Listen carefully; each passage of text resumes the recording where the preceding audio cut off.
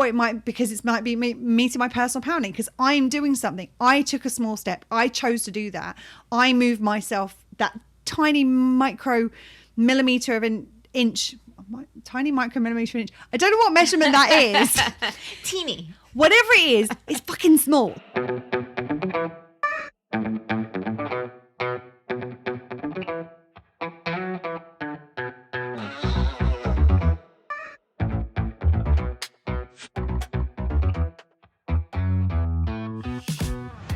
Hello, hello, hello, and welcome to Well Shit. It really is that simple. I'm Claire. And I'm Serena. On this podcast, we help you to understand about your 12 universal needs, why they are currently not being well met, how to meet them in ways that work for you, and how to consistently do so in quick, easy, and simple ways that fit seamlessly into your life. We'll also help you to understand how doing so will have a positive ripple effect in literally every area of your life. If you like what you hear, sign up for more support with meeting your needs with your weekly Universal Needs notes at theuniversalneeds.com. And enjoy the show. Hello, hello, hello. Hey, everyone.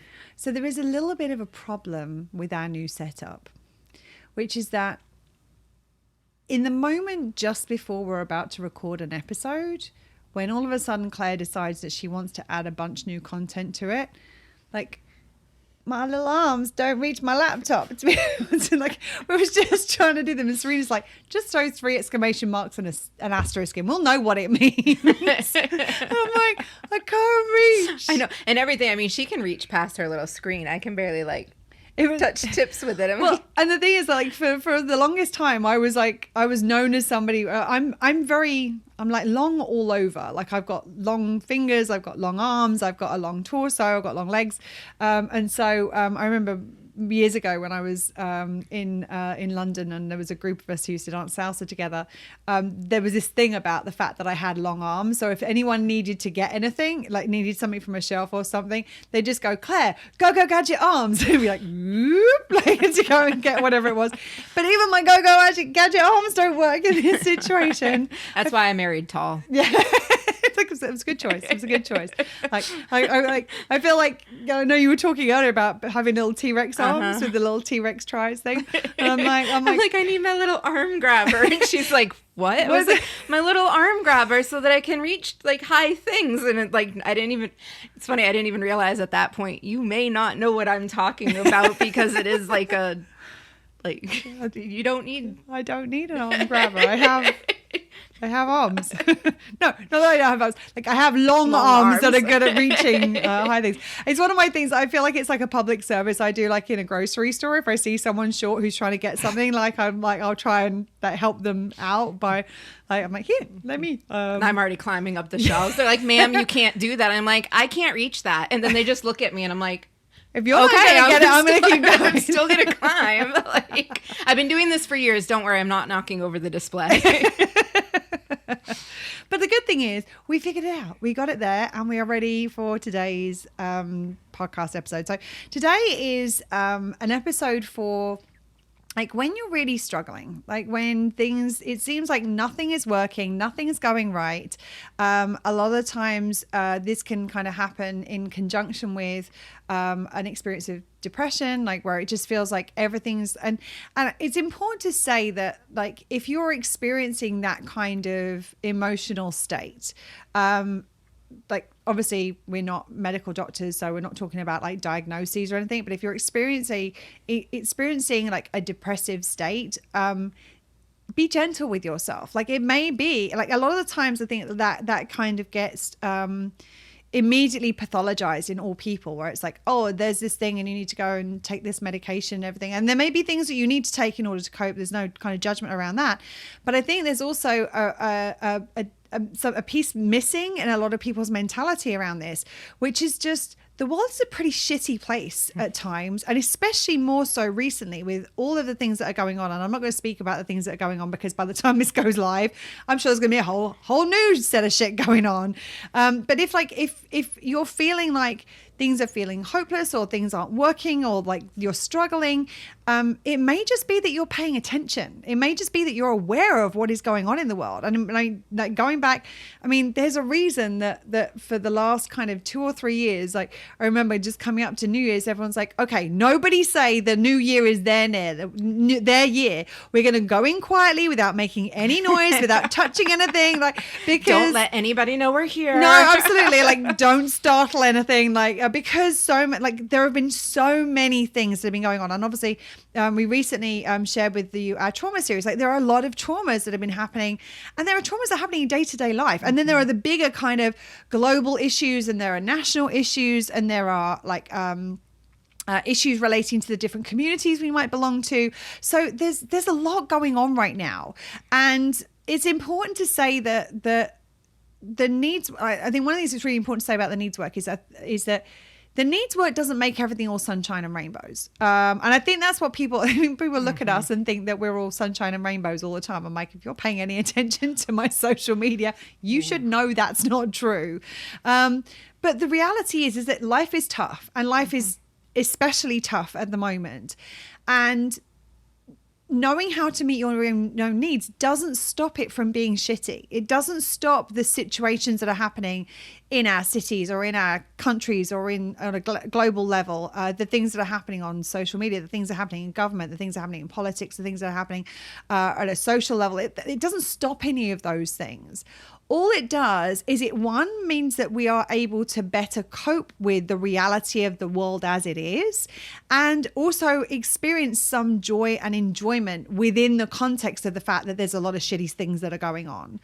And the other thing is that it also gives you the level of resource that means that if you want to be a part of creating change, so we're not swimming upstream trying to get our needs met. I think that's one of the things is that a lot of the things we don't realize is that if you go back and listen to the episode where we talk about the universal needs ecosystem, we are living in a really kind of toxic ecosystem right now. And I'm not just talking about the literal ecosystem. I'm talking about the social ecosystem. I'm talking about the political ecosystem. I'm talking about all of the other various types of ecosystem that exist. And the truth is that because we're living in this kind of red toxic ecosystem, it means that every single one of us is having to work against the environment that we are in order to be at a resource state, because the environment is not supporting us in getting our needs met. In fact, it's working against us a lot of the time in getting our needs met. So it means that we're having to work really hard, because it's not just learning to meet our needs, it's learning to meet our needs in the context of a system and an environment in which it's harder to get our needs met because it's working against us and compromising them at the same time. Yes. So like what you're trying to do to meet your needs is one thing, and then at the same time it's hitting your foundation function, it's hitting your value, it's hitting the other needs. So there's a lot, like it's a lot to be a human. Yeah. And I think that so when we talk about like the second part is that it can help you to be resourced enough to be a part of changing that system, so that you alone don't have to work so hard to get your needs met because the system around you isn't working against you, but everybody doesn't have to work so hard to get their needs met. And it's like, I'm not going to say that the system is broken, because I think the system is working exactly as it was designed to work. It's just working against the majority of us in getting our needs met, and that's the thing that needs to change. We need to get to a situation where we have an environment that surrounds us which is supportive of everybody getting their needs met. And the as we know, if we are getting our needs met in ways that compromise others, it's actually eroding our own needs. So even the people who are responsible for this, it's compromising them to do this. They might not be aware of it. They might not understand it. They might not see it, but it will be affecting them in some way, shape or form. And so it's important to say that this, like, knowing how to meet your needs doesn't immediately just make everything amazing. It just means that you can find some experience of life that is more enjoyable, that you are more resourced to cope with living in a society that doesn't really work very well for the majority of us. And it means that we are better resourced if we want to be a part of changing that society. So that's kind of the first thing I wanted to say. And to say that it's okay there are times when I see what's going on in the news, I read what's happening on social media, I see what is happening politically, I see what's happening socially, and there are times when it feels overwhelming, and there are times when it feels helpless at that kind of wider level. And then there are times that we have in our lives, like I had one going back nearly 2 years ago now, when we were still in the middle of the pandemic, which is not over, but it's like we were in the throes of all the lockdowns, and the intensity with the death rate was incredibly high still. I was locked down. I wasn't able to leave the country. There were like every single aspect of my life just seemed like it was fucked up, like being really honest. Like there didn't seem to be a single area of my life where I'm like, okay, at least this is going well.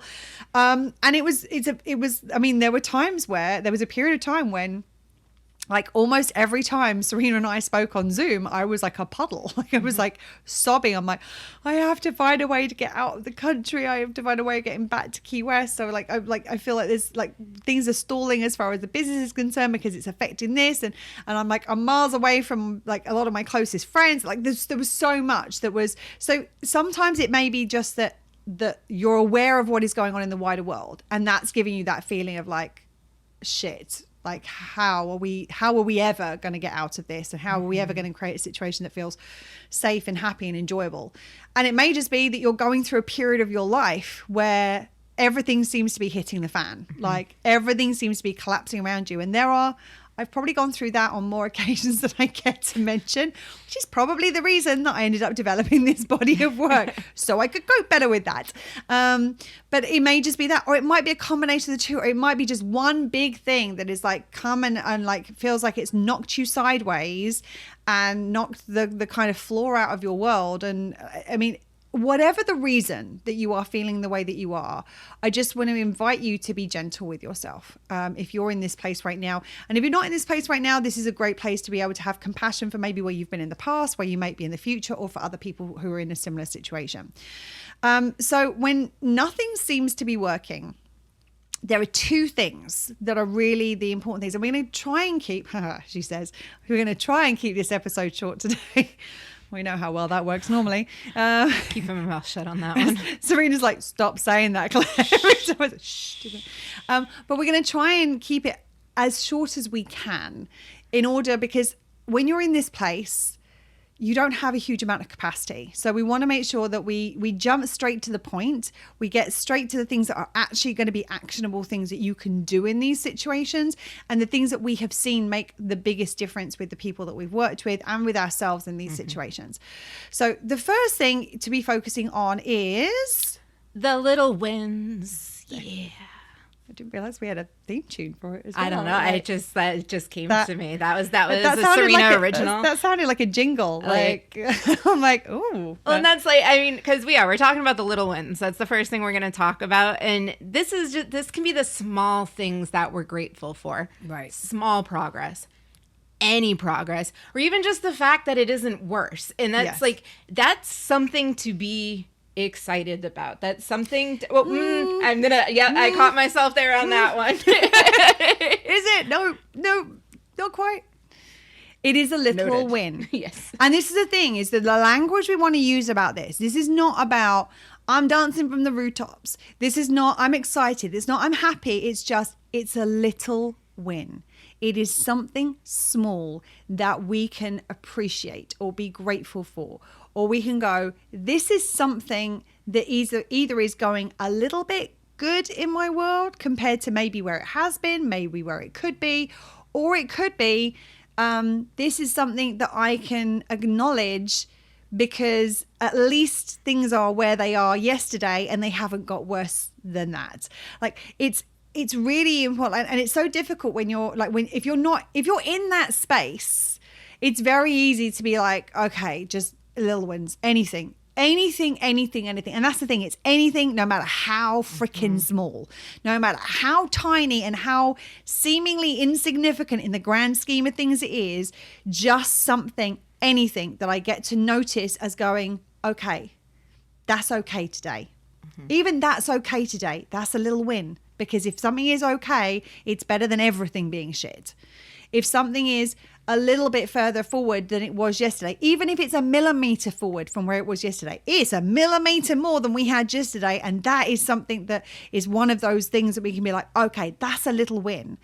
And you might not even be able to feel grateful for it. It just might be a mental acknowledgement at this point. Like, especially when you're in that space, the feelings can be so heavy and so thick and so like consuming. Yeah, they can feel very we talked about it on a previous episode where I said like it's like walking through treacle, and you went what? Or walking through molasses. Like everything can feel like heavy and sticky and slow. So it may not be that grateful is something that you can even feel at that point in time, but just something mentally you can go, I can see that. Ooh, oops.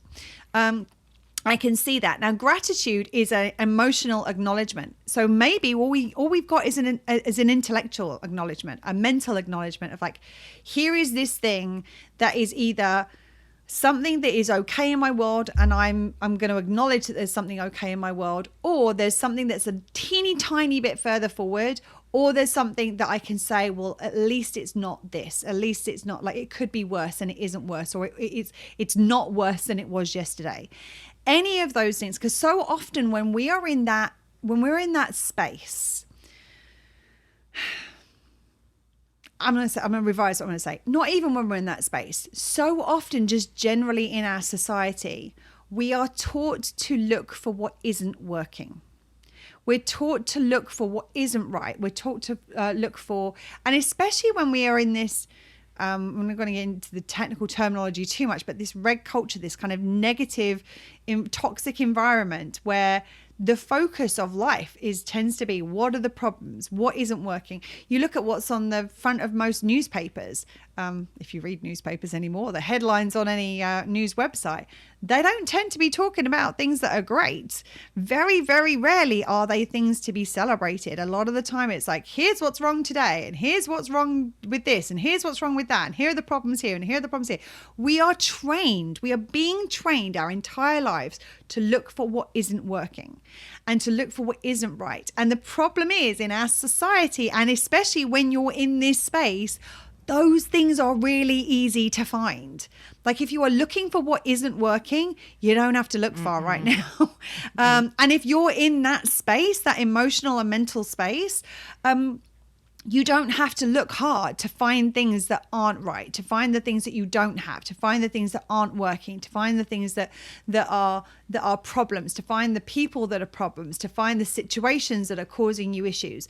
Those things are really easy to find. And what happens is that we're in such a habit of looking for these. And when we're in that space, we can see even more of them because everything seems to be kind of colored with this kind of sheen of like, it's not like everything's a bit shit.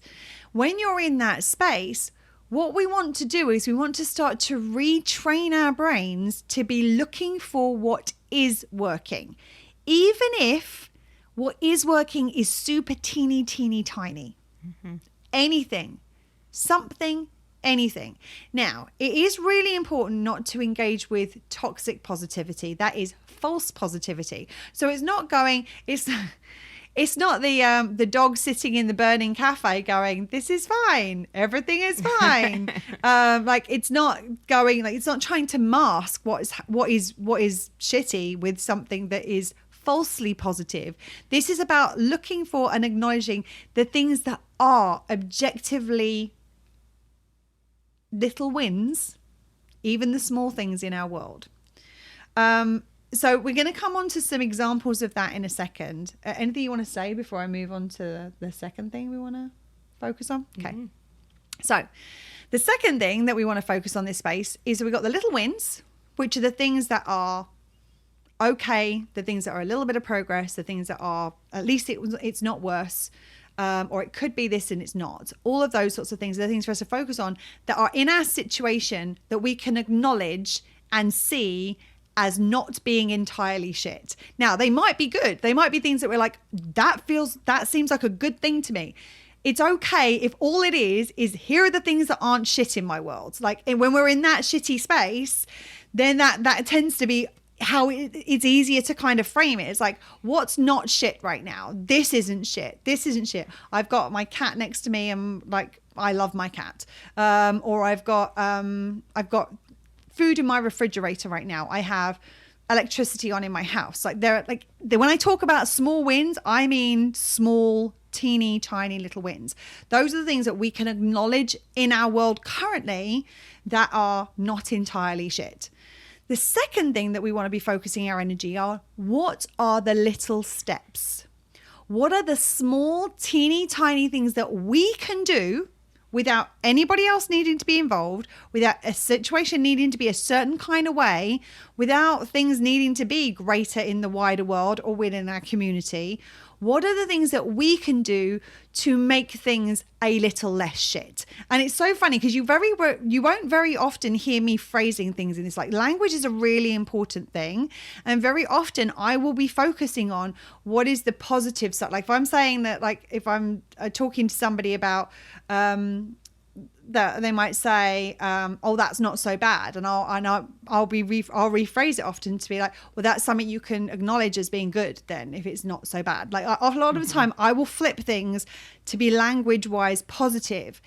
And when you are in a place where everything seems to be shit, that's the language that's going to resonate with you. To look for what's positive in that situation is probably going to be, you're so disconnected from that, you're so disassociated from that's not something you can even see. All you can tend to see in that place is a little less shitty. That's all you're focusing on. And so the little steps are, what is something I can do to make things a little less shitty for myself today? And a lot of the times the little steps can lead to the little wins, because we take a little step, and it doesn't matter how teeny tiny, and we'll get into it in a moment as to what when we're talking about teeny tiny, we're meaning teeny tiny. And if we take a little step, no matter how small it is, it doesn't matter if it's 0.02 of a millimeter forward. If we take a little step, that is 0.02 of a little win.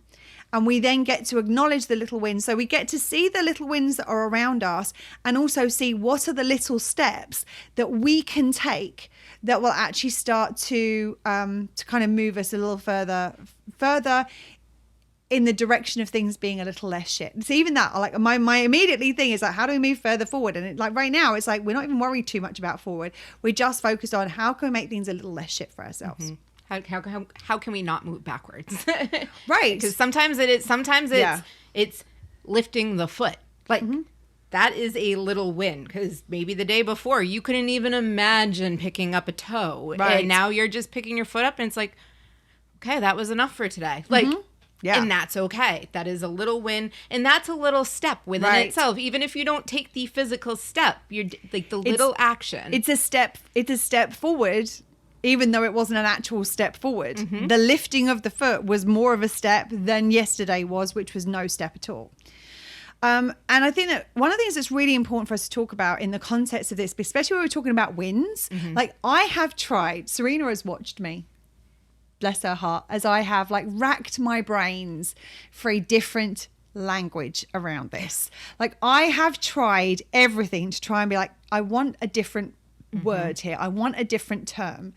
And there just isn't one that works as quickly and as easily and is as immediately identifiable and is short and is like punchy, because so often with how our society is, a win is always only in existence in the context of a lose.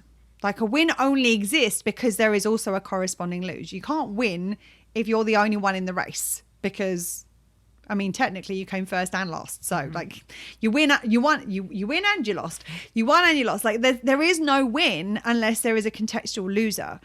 And the thing is that that's how a lot of us are trying to get our personal power need met, is by we're trying to win something, but in order for us to win, somebody else has to lose. We're trying to do it comparatively. But when this is a very different way of relating to our personal power. It's the way that we teach within the Universal Needs Program. It's a different application of how we teach this, what we're talking about today. But the thing about it is we're looking for situations where there can be wins without a lose. Like me acknowledging that I have my cat sitting next to me. Apparently, I've got an imaginary cat. Maybe we'll hear about my cat as much as we hear about Larry. You never know. It's been a while since Larry. I mean, thanks for that reminder. I know. I had to do it, didn't I? I had to slip him in there. But if I acknowledge that I've got a metaphorical cat next to me, or a literal cat, or any kind of cat in that for that matter, that doesn't take anything. It doesn't require somebody else not having a cat. Like, that's not a thing. Like, it doesn't. And me acknowledging that I lifted my foot off the ground when I couldn't lift my foot off the ground yesterday, nobody is losing for me to have that win. And this is a very different way of us relating to this idea of winning. And it's like the little wins, they're little wins for us. And it's like, rather than I want to win comparatively with somebody else, a win for me is just moving forward, making any kind of progress, or not moving backwards. That's still win on my journey forward. And so we want to start to think about these wins in terms of only within respect to us. Like, nobody else needs to be involved in this. Now, one of my little wins could be I've got a Serena in my life. That could be a thing. Like, that could be one of my little wins. Now, nobody has to lose a Serena for me to have a Serena. Like, she's got plenty of friends. She had plenty of friends before I came along.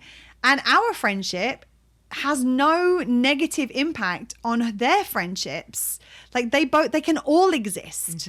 And that's the thing, is that we want to get to that point where we recognize what are the things that we do not need somebody else to lose, because of the interconnectedness between human beings. If we win at somebody else's loss because of the interconnectedness of us as humans and because of our needs, it will compromise our needs to do so. So we're working against ourselves. So instead, what we want to do is start to relate to this personal power from this space of, okay, what's a little win? What's a little progress? What's a little move forward? I'm not moving backwards in this, and things are pretty crappy right now. So moving backwards would be really easy right now. And actually, I haven't moved backwards. I've stayed where I am. And that is something to acknowledge. It's this acknowledgement thing of something that is good or beneficial or just worthy of acknowledgement in our world that has no bearing on anybody else or what's going on in their world. I oftentimes feel like we kind of win-lose within ourselves. Like, we're exhausted and we're trying to get some sleep. And it's like, I couldn't sleep. It's like, yes, I couldn't sleep, but I closed my eyes and rested. Little win. Couldn't clean yourself in the shower. I got in the water and let it run over me. I think we're kind of getting into what the examples are of what these little wins are. But I think that what you said was really important in terms of the win-lose. But I don't think that that's completely connected to these examples. I think that because there's no lose in those. I think that so often it's like there's a competition, like, oh, I have to be better than I was yesterday. And if I'm not better than I was yesterday, I'm losing. And actually, being where you were yesterday might be a win. You might be like, oh, well, I'm trying to do this thing, but in order to do that, if I win at doing this thing, I'm losing at doing that thing, without recognizing actually what I'm doing is I'm taking care of my needs, which is a little win. And I need to do that to have the capacity to do this other thing. So it's like getting out of that mentality of the win-lose, I think, is important both within yourself and with respect to other people. I want to get into the examples because you're absolutely right of the things you were talking about. But I just wanted to flesh out that little kind of win-lose within the self a little bit more comprehensive. And that's just two examples. There's so many different other examples. Like, so often it's like, well, I'm winning at this, but I'm like the negative self-talk stuff is like, well, I'm a loser because I didn't do this right, or I didn't do that right, and I didn't do that right. But we're not focusing on what can I acknowledge about myself? What am I doing okay on? And where we end up focusing on the things we aren't doing, we end up like kind of sucking down that rabbit hole and like and dropping down into this place of like nothing. I don't feel good enough. Nothing feels good enough. I'm never going to be able to get out of here. Rather than, that's the reason it's really important for us to shift this mindset both onto what are the little things that I can acknowledge and what are the little things I can do, because that's where we have some power. And even if that power is just, I just need to hang on today because yesterday I wasn't sure if I was going to, and tomorrow I'm not. But if I just hang on, just in where I am today, then that is something that I can acknowledge. So yeah, I want to would you mind restarting the examples again? Yes. And before I restart the examples, I also want to say we talk a lot about like the upward spiral and the downward spiral. And especially when we're talking about this topic, it's easy once we start, if we're on a downward spiral of like the lose. It's really easy to keep attaching to those. Well, like you say, like for example, like the negative self-talk, like I'm no good, which negatively impacts our value need, and because our value need is negatively impacted, we do less of the thing that makes us feel valuable. So we call ourselves even more of a loser, which like that symbiotic relationship between our needs and our actions is very present, and that downward spiral can be really dangerous where it relates specifically to our needs. And there are other things that we can do the second we start to meet our needs, and that's what the little steps are. The little steps are the little things that are going to meet our needs. They might only be teeny tiny things, but by doing that immediately, we are starting to create a little bit more resource than we had before. Even a teeny tiny bit, a little bit more resource than we had before. And maybe we're also building a little bit more value in ourselves because we're going, look, I am worthy of this tiny step forward. I might not feel worthy of like everything and having all of my needs completely met right now, even though that's true. Everybody is worthy of having all their needs met simply from the fact they exist. I might not feel worthy of that right now, but right now I feel worthy of this small step that I didn't have yesterday because I took that small step and it felt right. And so now maybe I'm going to take another small step, and that might improve my value need, or it might be meeting my personal power need because I'm doing something. I took a small step. I chose to do that. I moved myself that tiny micro millimeter of an inch. Tiny micro millimeter inch. I don't know what measurement that is. Teeny. Whatever it is, it's fucking small. Like whatever it is that I move forward, that's something I did. And that's my personal power. I'm engaging with my personal power when I'm doing something to create any micro movement forward whatsoever. So it is really important to recognize that I didn't mean to sort of jump in there, but I was like, I could see there were a couple of things. I was like, oh yes.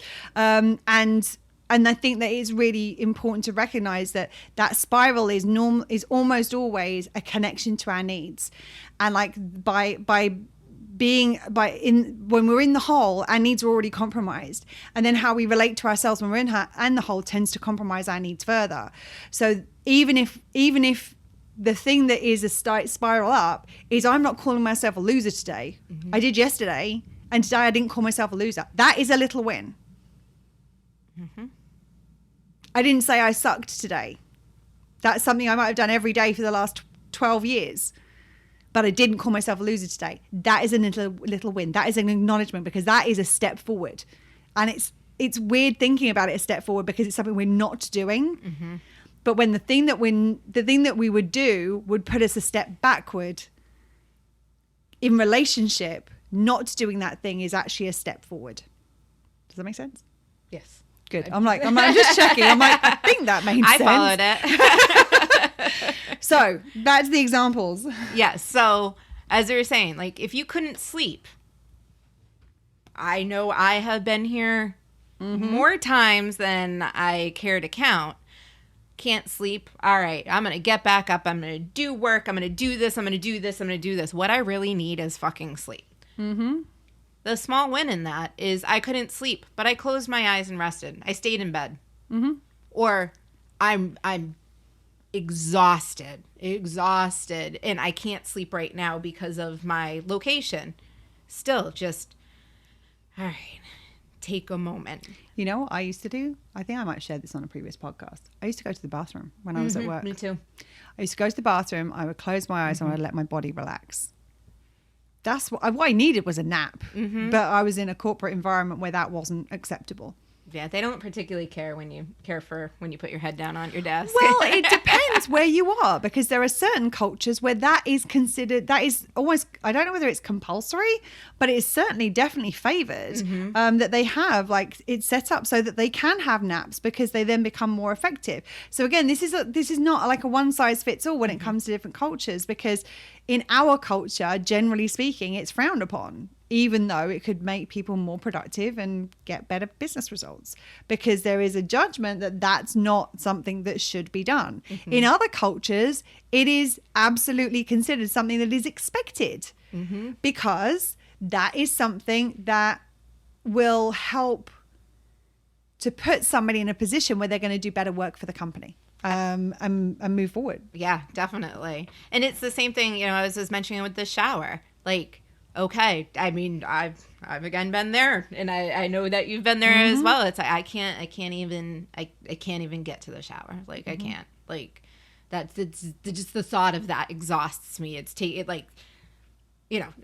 When you get into a hole, like sometimes you're properly in that hole, and if you can get in there and you're like, it's going to take me forever to wash my hair. You know what? I'm in the water. Yeah. I'm not even washing myself. And if you can't get to the shower, washing your hands. Yep. If you can't do that, maybe brushing your teeth. Maybe just splashing some water on your face. Yep. Running your fingers through your hair. Yeah. Just to any little thing that is a little bit of progress. Right. A little bit better. That little step. Today isn't worse than yesterday. Well, and I think that's the thing. It's not the little step. It's the little acknowledgements. Because that little win might just be, as I said, it might just be, I have a roof over my head today. That's not something I've done anything about in this moment. It's not a little step I've taken today. But that's something I can go, I have a roof over my head. The pause is okay. The pause is okay if there's nothing moving you forward in that day to not move backwards. Yes. That's something to be acknowledged. Absolutely. And then you want to look for the little steps. So as I said, the little steps often lead to the little wins. So the little step is, I can't have a shower today, but maybe I can put my feet in the water. Like I can't get my feet in the water, but maybe I can splash some water in my face. That splashing the water in your face, that is the little win for that day. And even if it's only one for the day, that's okay. And if there are more, because you see little wins in different places, once you start to look for these, once you start to shift your thinking into what are the little wins and what are the little steps, then all of a sudden you start to see them more frequently, because you are training your brain to look for these things in a way that we have never been taught to do so. Again, this is not about going, oh, look, everything's wonderful. Isn't it fine? I'm so happy right now, because that's just not the truth. It's about looking for the things that are true. Because if you are doing the toxic positivity thing, there is a part of you subconsciously that knows you're lying to yourself. And all that will do is make it feel worse, because in addition to things being pretty shitty, you're lying to yourself about the fact that things are pretty shitty, and that makes it even shittier. Whereas if you can go, you know what, everything's really shitty today, but you know what? I had a slice of bread for lunch. If that is the acknowledgement, I didn't feel like eating today, but I had a banana or a slice of bread or a couple of crackers, like whatever it is, there is something that is some form of acknowledgement. And then you look for those little steps, like what can I do? I don't feel like a great one for me is like a lot of the time when I am in that space, especially if I'm also physically tired, a lot of the time I don't want to eat. Eating is one of the things that I'm like, I think part of the thing is that I've said this before, I'm sure, that like my emotions are so big that it feels like my entire body is filled with emotions, even if that emotion is just like heaviness of like things feel shitty right now. And my body feels so full with emotion that it doesn't feel like there's space for anything else in my body. Now, I know intellectually I have to eat. That is something I need. I need nutrition. One of the things that will often be my go-to is my smoothies, because they don't require chewing, they don't require cooking. And in all honesty, I can literally just mix the powder with some water and I know I'm getting nutrition. Like at least that is something that is a step forward than not eating anything at all. And actually, when I'm in that space, I might not be drinking as much. Like I'm getting water and nutrition in one go there. So like that's a double win. Like that's a double little win. Ding, ding. Ding, ding. Exactly. So it's like, what are the things that I can do? What do I have the capacity to do? And that's often the question to ask yourself when you're looking for the little steps. What are the things that you have the capacity for?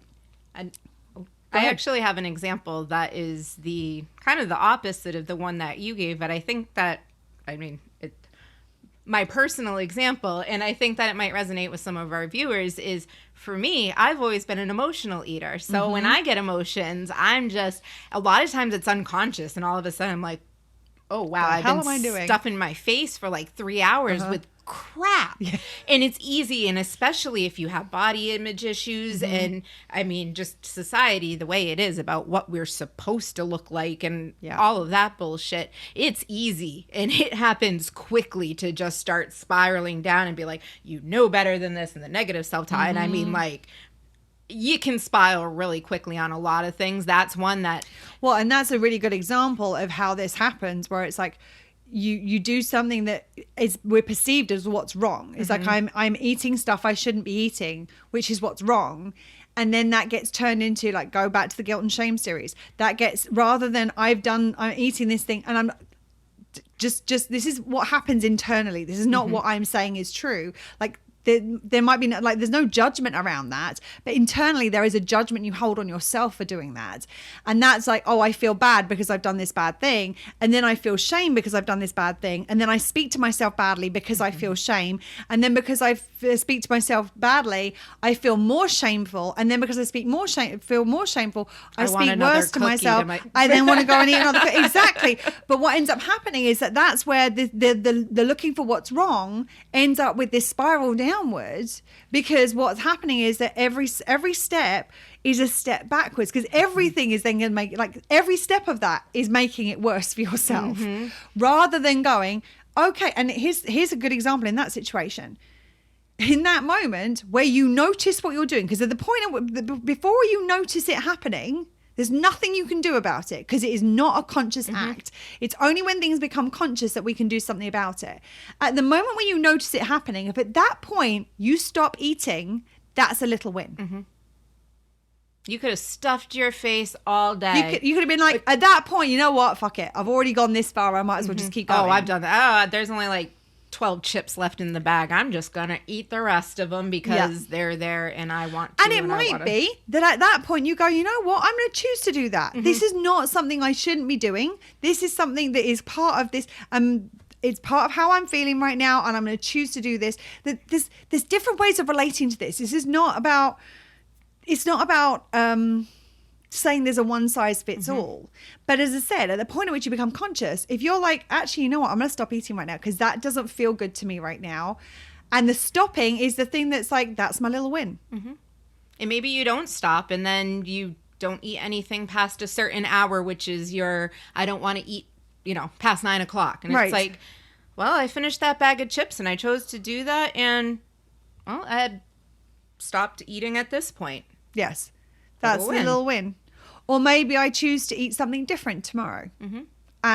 Or maybe it's like, I haven't got anything in the house. So I call up my significant other, or I Instacart it, or what have you. Something I'm like, you know what? I want something in the house which will feel better for me to eat than the thing I've been eating.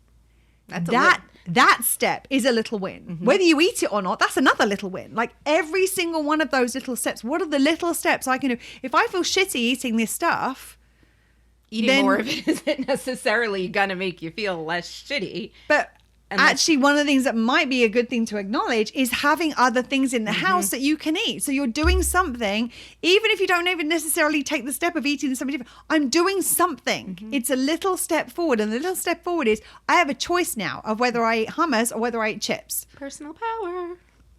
And that connects to your personal power need. And so it's like, there are so many different examples here. And I realize I kind of jumped into the middle of your example there. Is there anything more you kind of want to share on that? No, I think one of the things Claire was saying, have the options there, and you might not eat, like, let's say we have the hummus or you have a bag of chips. You might eat the chips 5 times, but having that hummus there gives you the option. And maybe you do eat the hummus, and then that you're like, actually, for me, especially with my struggles with my weight, it was finding the replacement things. Like, okay, I don't want to be eating chips. What is that other thing? And it took me a long time to trade out the chips for said other thing. Right. Sometimes it was immediate. Sometimes it took a while. Sometimes I ping pong back and forth. bounce back and forth. Bounce back and forth from it. Like we discovered that ping pong is one of those phrases that we want to start shifting, because there may be an ableist thing around that. So that's the reason that Serena looked at me and was like, I'm like, bounce back that's and the forth. one that we were talking about, right? Yeah. And identifying where it's different, like even just that, like, this is different and this feels a little bit better because I took whatever that little step is. You're looking for that, this feels good. Or you're looking for, this doesn't feel as shit. Mm-hmm. If it feels good, great, we'll take that. You're looking for one of those things. Like, or it feels okay. Mm-hmm. And in the absence of, like, if everything's feeling shitty, something feeling okay, that's a little win. It doesn't feel bad. The example of the chips is a really good one, in the sense of, like, if, for example, you got hummus and you had hummus and chips, chances are you're going to eat less chips if you're eating it with hummus than you would if you were just eating the chips on their own. Now, you may or you may not, and there's no judgment either way. But if that's something that would feel like a step forward to you, a small step forward is having the hummus in the house so that you can choose to do that. And then if you actually do it, being like, oh, actually, like, I feel like having the hummus with the chips today. And actually that's going to, and I realize that we're like kind of laboring the food thing. Like, this is a big focus. I think this is because these are things that we've both struggled with in the past. So they're things that we can identify quickly.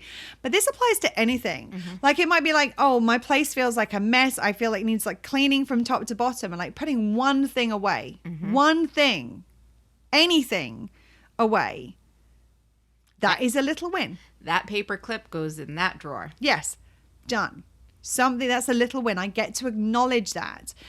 And the thing about it is that acknowledging the little wins can begin to change our thinking and our thinking patterns and the things that we notice. Because if we're so focused on everything isn't working, if we start to intentionally notice things that are working or just aren't not working, then what we can do is we can start to change our thinking. And this, as Serena talked about, like the downward and upward spiral is a real thing.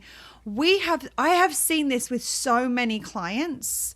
And there's a couple of, like, really obvious, like, examples in my mind whereby I've had clients that have had real struggles with depression, and there have been shifts just from this little wins, little steps, little wins, little steps. So, for example, like, I had a client at one point who was going through a really difficult breakup, and they were just so in the breakup, which, feeling it, processing it, that's important. Like, we need to be doing that. We know that. And as we've spoken about in the grief series, sometimes we need some respite from the grief to build the resources to continue to process the grief.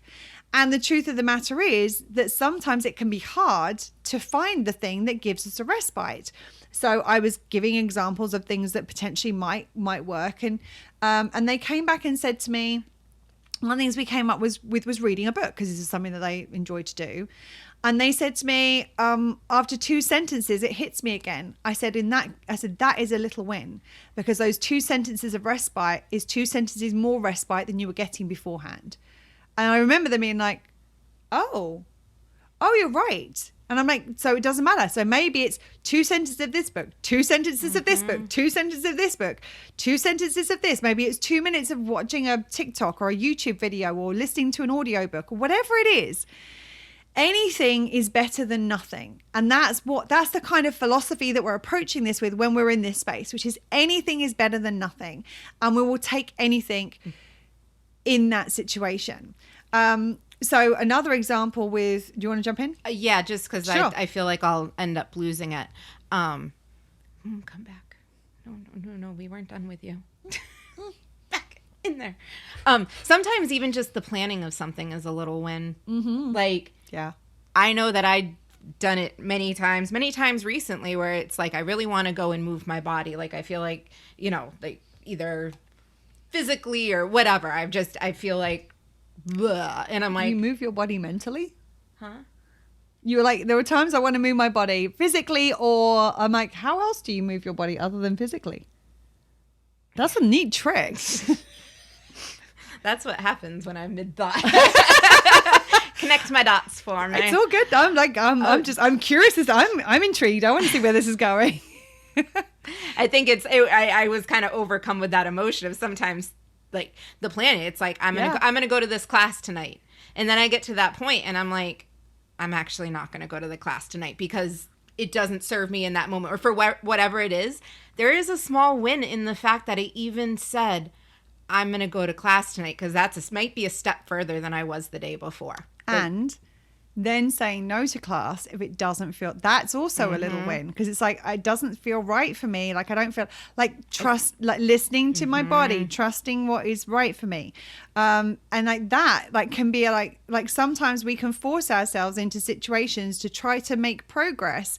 And by forcing ourselves into those situations, we end up further back than we were in the first place. I can't even begin to quantify how many times what's really present for me is, like, if you're kind of in, a depressive state or a hole or whatever you want to call it, and you don't want to be social, and you're like, I just need to get out, and you force yourself to go out, the chances of you forcing yourself to go out when it feels completely off, like, sometimes you have the most magical experience of your life. And sometimes you can be in that place where I don't really feel like going out. I don't really want to stay in. Like, that's a different space. But if you know deep down that this is not going to work for you, there can be nothing more lonely than feeling alone in a group of people. And if nobody in that space knows where you are at, and you show up to force yourself to be social, and actually all you end up doing is masking the entire time, you can feel more drained and more alone than you would have done if you just stayed at home and honored where you were at. And this is not to say you shouldn't go out. This is not to say it's not a good idea to plan to see people. And sometimes there are things, and we're going to do an upcoming episode on miswanting. Like, there's something that's covered in the one of the Yale courses that I've done, is this idea that what we think we want, what we think is going to make us happy, and what actually is going to make us happy are completely different things. So sometimes it is a good idea to, even if it doesn't feel right, to try different things. Okay, I'm going to try doing this. The trying of doing that thing was a little step and a little win. Now, it may be that the little thing and the little win you did, as in the step you took, didn't feel great. And it's like, okay, noted, feedback, learning for future. I'm going to try a different little win, a different little step in the future. And wouldn't you say that in itself is a little win, the acknowledgement of that didn't work for me? Yeah, that's a learning. That's some feedback. Learning about things that are and aren't working for you. That is a little win. Like, that's the thing, is that there are millions and millions of these little wins every day. Like, there are so many of them. All you've got to do is start looking for them. And once you start to look for them, it can really make a difference. Like, I remember, like, I had a client who, like, was viewing themselves as a failure, like, thought they were useless, didn't believe that they were worthy of anything, didn't believe they were doing anything that was worth anything. And I remember saying to them, the fact that you are sat here on this session right now is a win, because you could have given up completely. And it was interesting because this was a client who believed they had given up. That's kept, I'm getting very enthusiastic again. They kept talking about the fact they've just given up completely. And I was like, if you've given up completely, you wouldn't be sat here in this session right now. You sitting here in this session right now is a little win, because there is a part of you that is still trying. And the part of you that is still, the fact that there is a part of you that is still trying, that is a little win. You can be sitting there completely checked out, but the fact you are sitting there. Yeah. Win. Absolutely. And the fact that you are still showing up, you've made the effort to be there, that's a little win. And yeah, if there is a part of you that is still trying, there's a part of you that has this teeny tiny piece of hope that is trying to access that hope and what's going to come from accessing that hope. That's a little win. And it's interesting because I had a client a while back who was really in probably the lowest state of any client I've ever worked with. And they had a lot of different things going on in their life. They had a lot of medical issues. They had a lot of mental diagnoses. There was just a lot that was going on. And I would say that when they came to see me, they were probably the most pessimistic person I'd ever met. They were like, everything was wrong, everything was terrible, everything was awful. Nothing was right, there was no hope, nothing would work for them, nothing. I mean, literally it was just like one thing after another. They were as far in the hole as I think I'd seen any client that I'd ever worked with. And actively digging deeper, I would say, or at least circling the bottom. Like,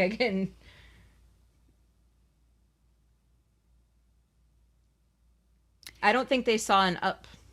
No, I think that's the thing, is I think that they, when I say I don't know whether they were digging. I don't know if that feels true. I think that it feels that there was no hope and they'd given up. I think that's fair to say. And that everything in their life seemed problematic. And I remember having a conversation with, I was working with, there was a part of a couple, and they'd been having a conversation, and in the conversations, everything was always negative. Everything was always pessimistic. Everything was not working, the problem, blah, blah, blah, blah. And they were in the middle of a conversation. And at one point, they went, oh, this thing tastes good, that they had in their hand. And both of them were like, wait, what? What? And it might seem like a really small thing, but if you've lived for quite some time with everything being bad, the fact that in the middle of a conversation, we're not trying to find what's good, and this is after they've been doing the small steps, the little steps and the little wins for a while. The fact that without them consciously trying to notice what was good, their brain noticed something good in that moment. They acknowledged the brain found something to acknowledge in that moment, so much so that it got verbalized out loud. But anything that they were able to notice spontaneously, unconsciously, this was not something they were trying to do. That is the power of starting to do this. Because what we do is we start to train our brain. And this wasn't something that they had, like, there wasn't a little step where they were like, I'm going to focus on what feels good in this moment. And look, that's the little win. That was something that happened spontaneously. And so I want to give that as just a little, maybe a ray of hope. If you are in this position right now where it feels like nothing is going to work and it feels like everything feels awful, is that it is possible to start to reorient what your brain is noticing. And what you are noticing is going to make a difference to your lived experience. It doesn't change everything and make everything sunshine and rainbows, not at all. But what it will do is it means that there will be some balance in your world where you will be seeing some of what is working as well as I'm not saying ignore the things that aren't working, because sometimes that's helpful information. That can be like where we want to focus our energy, where the things we might want to change, the things we might want to make choices about. Like, that's important information. We're not saying ignore that. All we're wanting to do is create some balance where we're also noticing the things that we do want to acknowledge as well as the things that aren't working. And so I want to kind of leave you with this thought that actually maybe it's possible for things to shift without it happening out of alignment with your capacity. If you're in that hole, like you look at the top of the hole, like, no fucking way. Not happening. It is not happening. And one of my clients who was in this space said, like, I feel like I have a foothold now and I'm focusing and I'm starting to climb. I might not be climbing very fast. I might not be moving very far, but I am actually starting to climb and I believe I can. And that is huge. And so it's important for you to realize that you don't have to worry about getting to the top of the hole. You don't have to worry about where the top of the hole, you might not even be able to see the top of the hole. All we're focusing on is what is okay in this moment, what is not shit in this moment, what could be good in this moment. And what are the small, tiny steps I can move to make something, anything, that feels like it is a slight, teeny, tiny step forward. Anything you want to add before we finish for the day? I'm good. Well, I think that's it for today then. If this has kind of sparked some thoughts for you, or there's things you're like, hold on a second, I get this bit, but could you say more on this? Or I'm trying this, but I'm struggling with this. Reach out to us and let us know, because we are more than happy to record a follow-up episode in which we can kind of go into this in more detail or focus in on a particular area of it to help you to get the the support that you want with the making the shifts that you're looking for. And remember, if you're watching this on YouTube, to subscribe to us and hit the little notifications bell, because that's the way that you find out when a new episode gets released. But I think that's it for today. We will be back again very, very soon. But in the meantime, remember to take care of yourself, stay safe, and between now and next time, to continue to meet your own needs. Lots of love. Bye. Bye, friends. That's it for today. If you like what you heard and would like to see some of Serena's awesome facial expressions, check out the video podcast on YouTube. And remember, when nothing seems to be working, you want to focus on the little steps and the little wins. Well, shit. It really is that simple.